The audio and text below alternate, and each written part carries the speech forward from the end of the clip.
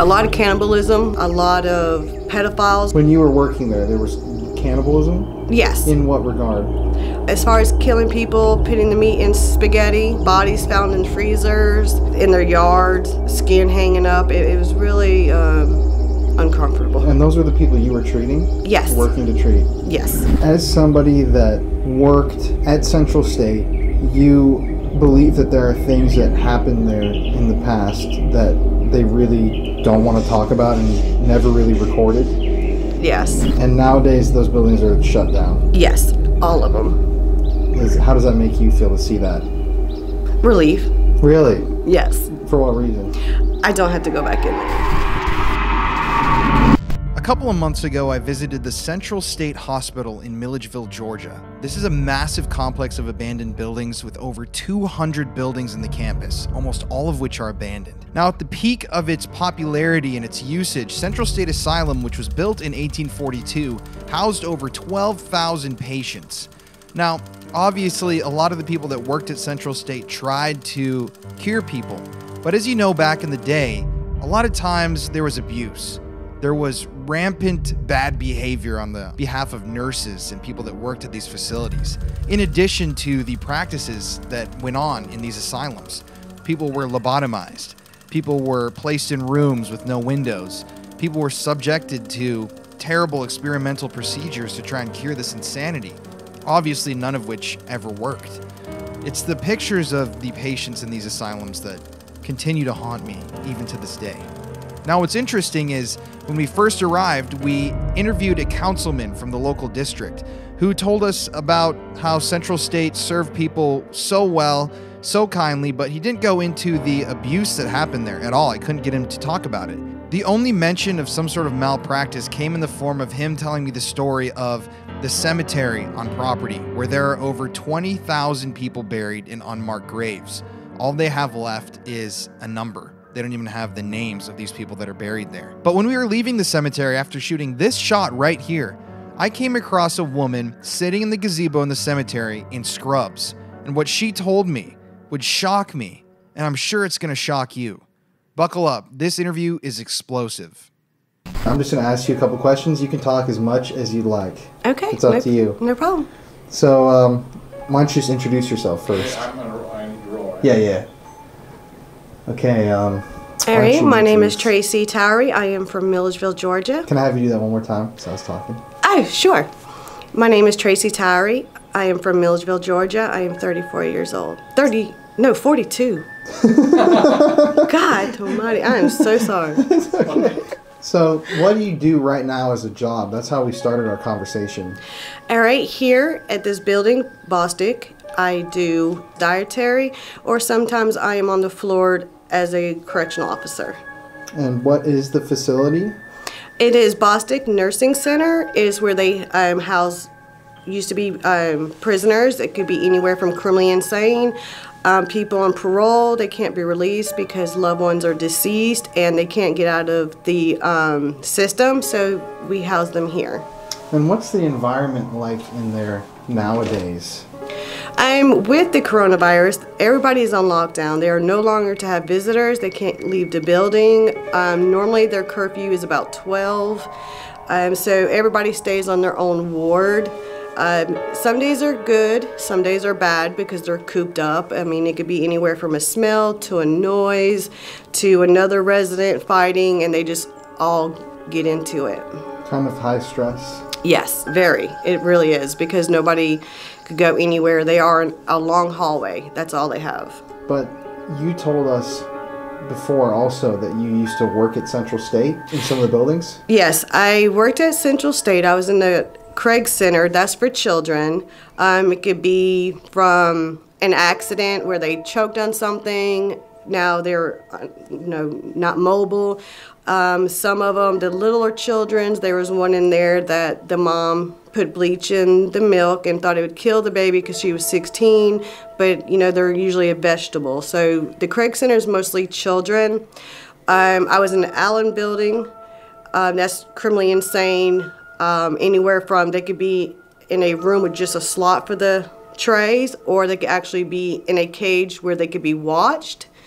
There's a lot of different things on those units. And what did it feel like in those buildings before they were shut down? What was like the general kind of energy of that environment? I would expect it to be pretty stressful. Yes, the higher the floors you get, the more like chill bumps you'll get. You'll be paranoid. You think you're being watched. It's really not very comfortable. You totally always have to watch your back. You really couldn't even have pens or pencils. You couldn't have anything on you. It was high security. So it was a very intense. Depending on what they were in there for, it definitely was not a laid-back, comfortable feeling at all. Were there any people that were committed that had interesting stories that you can remember?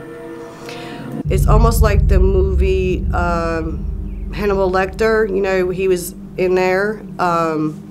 You could make an easy mistake if somebody has a pin in their pocket. There was one incident where the guy grabbed it through the cage and stabbed an employee in the neck with it.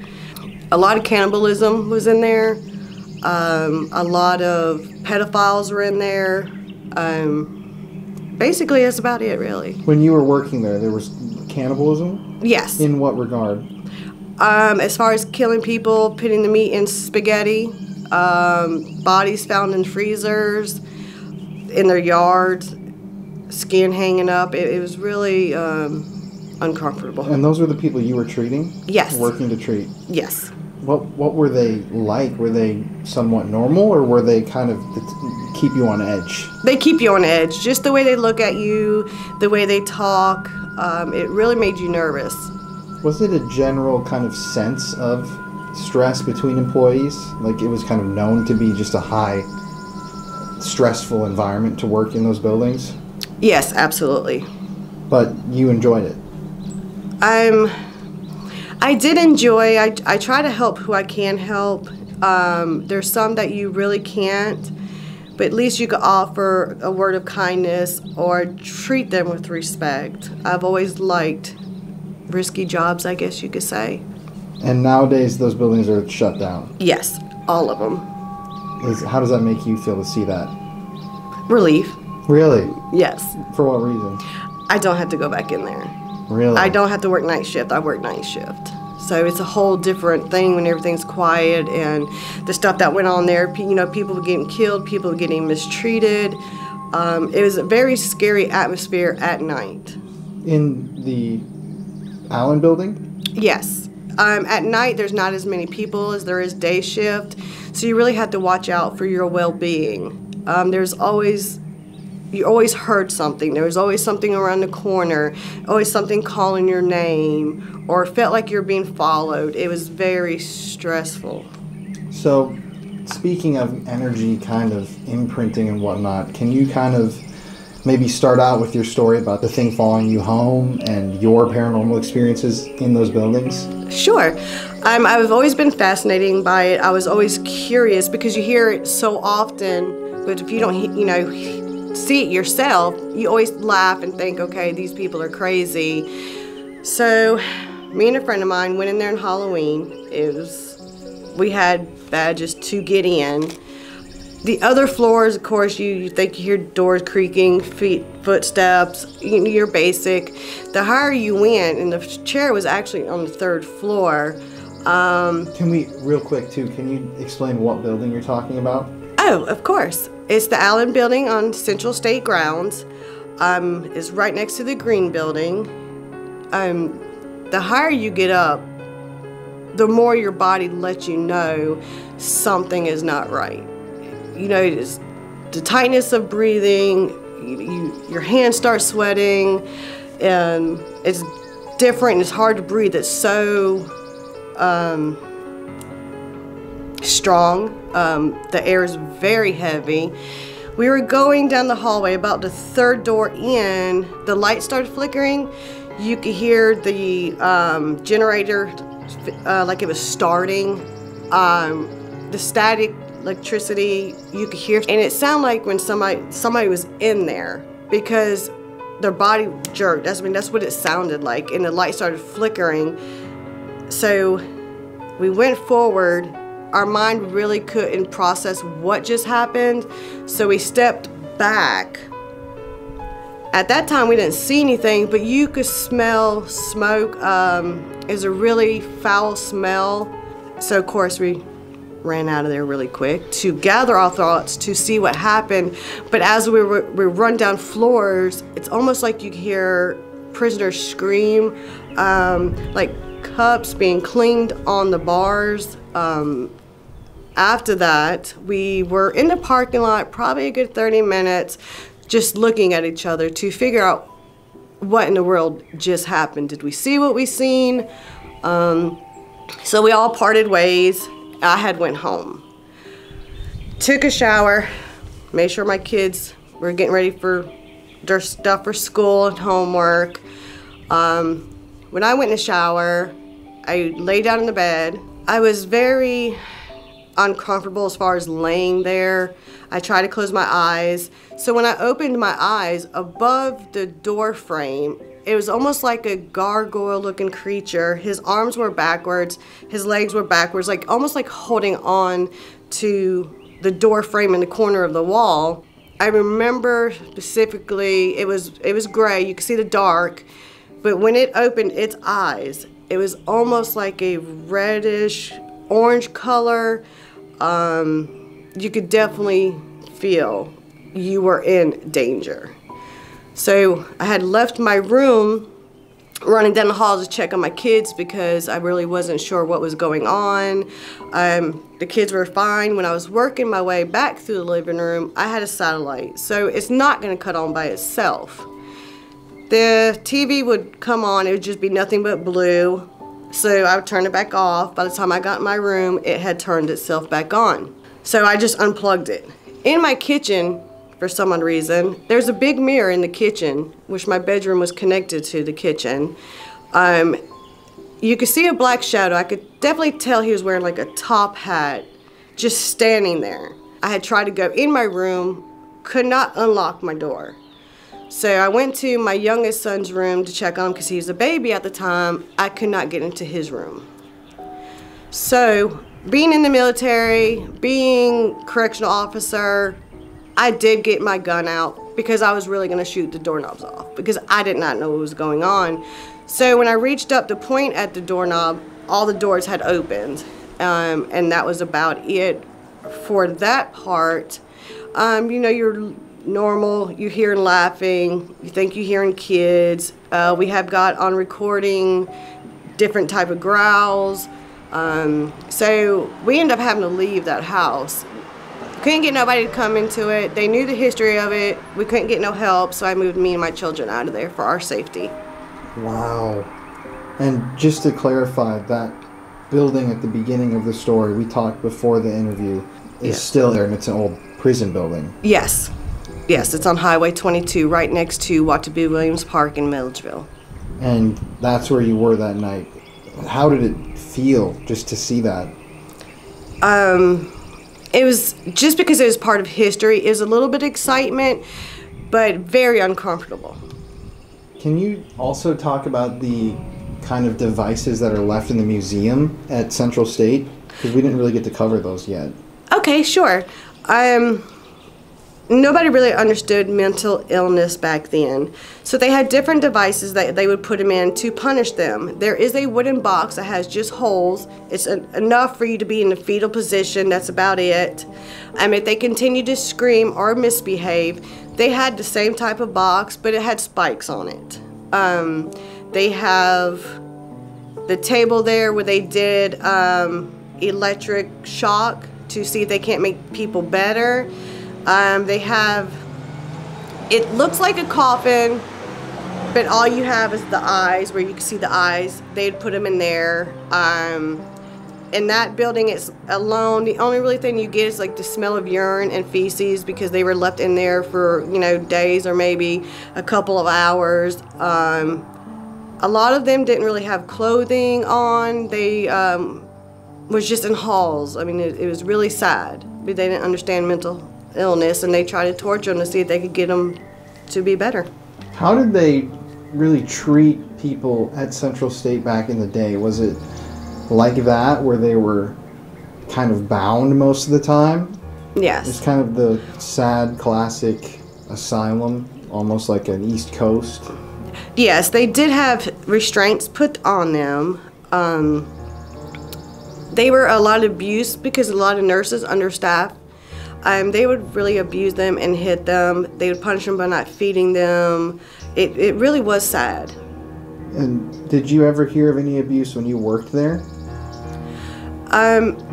Nobody really talks about it. Everybody is hush-hush and under the table. Nobody really says anything. But you do see it. I've always reported it. They said they would take care of it, but it was really never taken care of. And this was, what years did you work there? I worked there from, let's see, 1997 till on and off since 2005. But at the end of the day, you worked with a lot of good people too, and there was you would say, an actual attempt to help people? Yes, there was another nurse that worked there. She really put a lot of effort into it. She really cared about them. You know, we always made sure that they were dressed nice, their hair was brushed, taught with respect. Not every shift was like that. And what's your best memory from working there? What's like a really positive thing you have to say about the experience? The excitement that not only does the adults have, but the children. They recognize, they may not communicate to you, but they recognize you when they see you. They just, their hands will be hitting. If they're in wheelchairs, they get excited. They'll jump around, they'll hit the tables. Some of them will point because they know you're there to help them. Did you have any other people that you worked with that had any sort of paranormal experiences in the buildings or after they were closed? While I was there, I heard stories about somebody's hair being pulled, somebody being touched, doors being slammed on them. A lot of them didn't like to go in the basement for supplies. They just always had like a rotten egg smell. It was like a sulfur smell. So that's where a lot of the neglect come in, because everybody was scared to go get the supplies they needed. But majority of us being touched, hair pulled, or hear their name being called and nobody being there. And this was when the building was active? Yes. People were having a lot of activity consistently? Yes. I can only imagine what it must be like in there now, since people can't go in legally. Yeah. Haven't been able to for such a long time.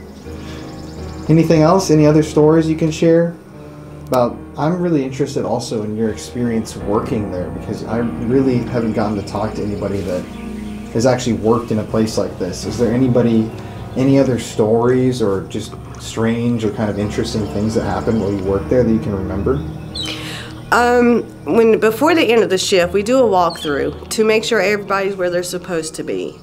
I always check the shower room, make sure nobody's hiding. They will play hide and seek sometimes.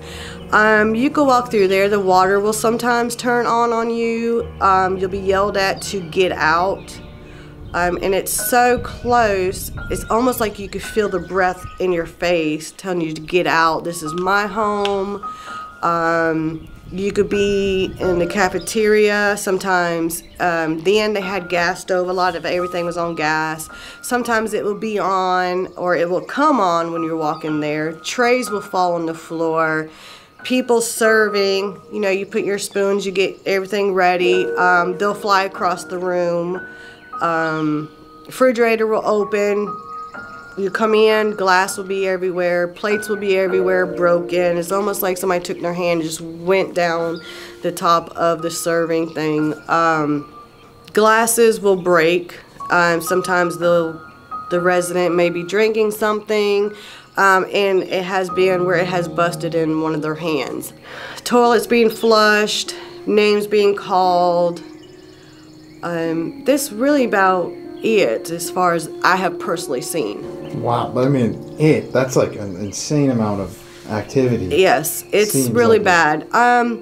Not too much during the day, only the kitchen they may not like what they're serving, or there was a lot of racial in the kitchen area. Sometimes when you enter the rooms, you could tell the difference between if a white person had walked in there and to a black person walking in there. Sometimes the doors won't open, sometimes they'll be slammed in their face. You know, we have one incident with this, you know, black lady was in the kitchen and they told her to get her black beep out of there. Glass and plates started flying. Wow. So, do you think management did a good job administering the actual buildings and the care of the patients? Absolutely not. If we ever had an emergency, a lot of times they wouldn't answer the phone, or they'll get to it, or write a report, but I've never seen any changes. I'm just short of staff. And do you think that that's kind of why the buildings were eventually shuttered? I would have to say that. Yes, I'm pretty sure, you know, when the insurance people come in, Medicaid people come in, that's when inspections started coming in. I'm sure that had a lot to do with it. What's up, everybody? You said you started believing in the paranormal when you were serving. Yes. Can you talk about that for just a minute? Because that's so... Thanks for the service, by the way. Thank you. Of course. It started when I was 17. I'm originally from Fort Lauderdale, Florida. I was making bad choices in my life as a teenager. I wanted to correct what I was doing, so I joined the service after I had graduated. I was 17. At the age of 18, that's my first deployment to Iraq. I was an MP in the 82nd Airborne, which is military police, and 82nd Airborne is when you jump out of the planes. I did a lot of night jumps. They used the children to have bombs to come and kill us. I hesitated. Like I said, I was a kid myself, and I hesitated to shoot them. It's not something I wanted to do, but it was either me or them. So I made that choice. Every time I had to, if I got in trouble or not, I always made sure I buried that child, and I took my dog tag off, and I gave it to every child. I went through a lot of dog tags in my life. And I bought angels, and I put them in my house. After I had children, besides PSDS and staying up for days at a time, holding your gun, thinking somebody's gonna get you, it all started when I had my first child. Her name's Amber. I had checked on her, and her chair was right beside the door. It was a Barbie doll chair. There was this little boy sitting there. He had blonde hair, a white shirt, with gold and green lines around it. He had suede overalls on and his socks pulled up to his knees. He looked right at me, and of course, I had backed out of the door to see, figure out what just happened. He was no longer there. Then I didn't see any more children at that point in time, but Amber's toys will start going off at night. I had took the batteries out. They would still go off. She would come to me and say, "Mommy, the kids won't let me sleep." So she would come into my room. That had slowed down a little bit. She would always tell me the kids won't let her sleep. But then it started to come from Amber's room to throughout the house. Just, the cabinet where I had stuff I collected from deployments to the angels, that door will be open. Sometimes you'll hear them play. There was one incident when I was watching Ghost Hunters. Dustin always has his hat upside down and backwards. So I was like, why in the world does he wear his hat like that? There's a voice behind me that says, "Shh, don't say that." It was a little girl's voice. Then it died down while I was still in New York. They sent me back to Fort Bragg. I was at a farmhouse at that time. Then that's when things picked up as far as actually seeing shadow people. It was men with the brim hat. You always see them walking around in the house. You'd hear things shuffling in the kitchen. You always heard your name being called. If it wasn't mine, it was my children. They always come ask me, what did I need, and I didn't call them. But when you're on the back porch, smoking a cigarette. And matter of fact, a cornfield was behind the house. You could almost see, I guess it was children, like peeking or just being curious. There were some graves out there. I checked it out, but the dates were, really too old to see. So I'm not really sure if somebody had lived there and family members were buried there. But it was nothing mean. They would always say hi. You could hear it, and these little kids, hi. So that one really wasn't bad. It was just whatever man was on that property at one point in time was definitely not friendly. The kids seemed to disappear, which, people really thought it was funny.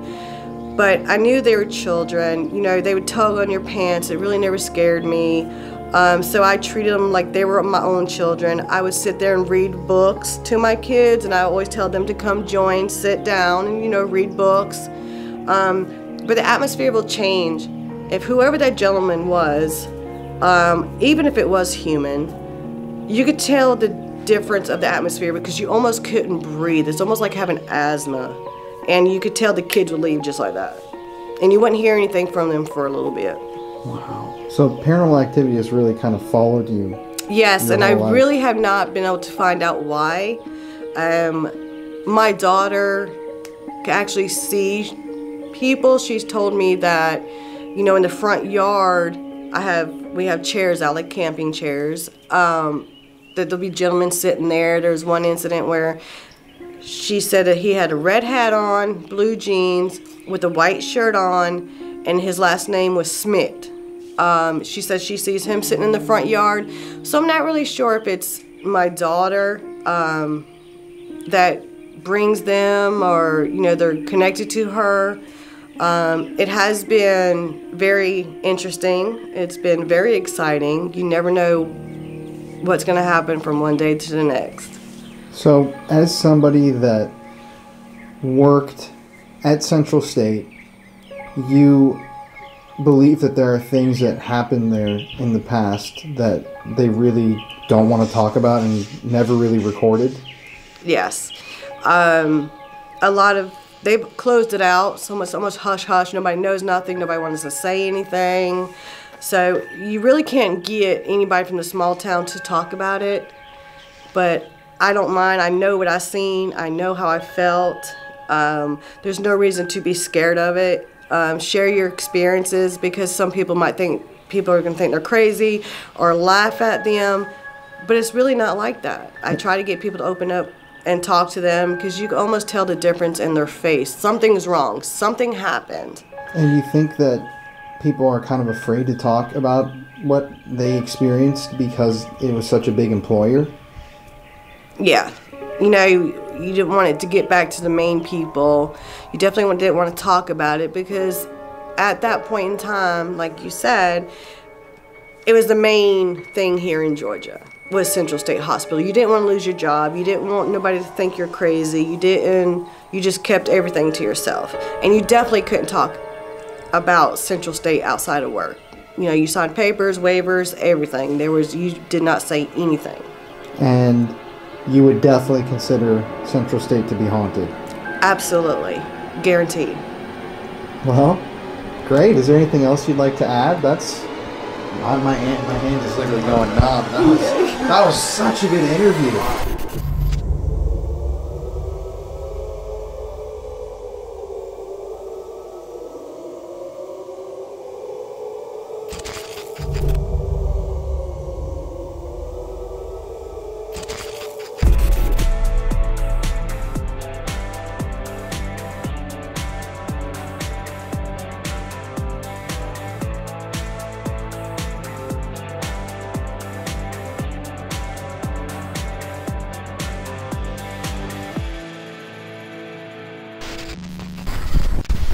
Hello.